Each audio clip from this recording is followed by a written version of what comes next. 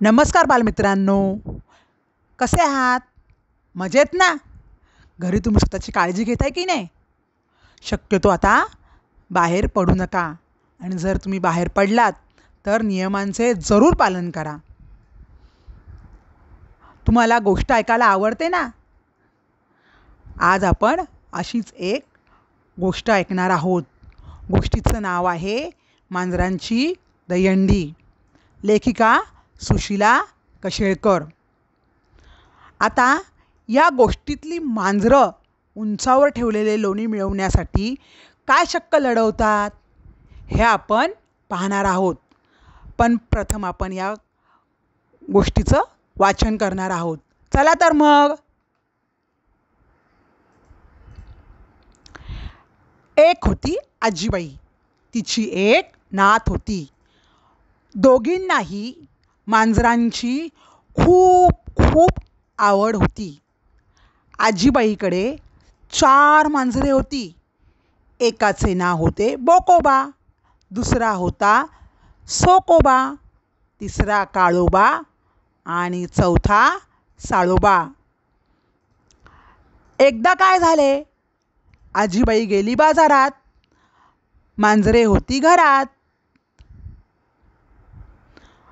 आजीबाईने लोणी उंचावर ठेवले होते. ते मांजरांनी पाहिले होते. त्यांना लोणी मिळवायचे होते.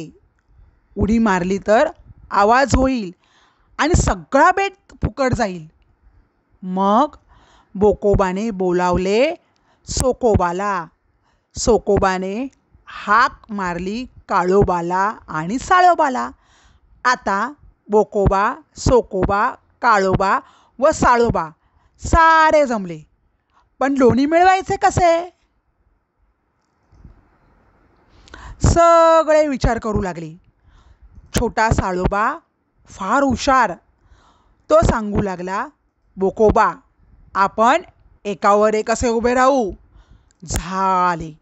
बेत ठरला आणि बोकोबावर सोकोबा, सोकोबावर काळोबा, काळोबावर साळोबा अशी दहीहंडी तयार झाली. पलीकडे माधुरी झोपली होती. तिला अचानक जाग आली. तो काय गंमत, समोर मांजरांची दहीहंडी.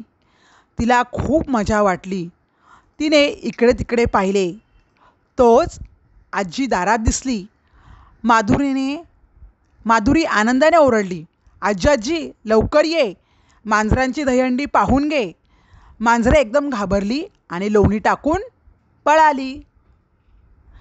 आवडली ना तुम्हाला ही गोष्ट? आता घरचा अभ्यास. मांजरांची दहीहंडी या पाठाचे वाचन करा. धन्यवाद.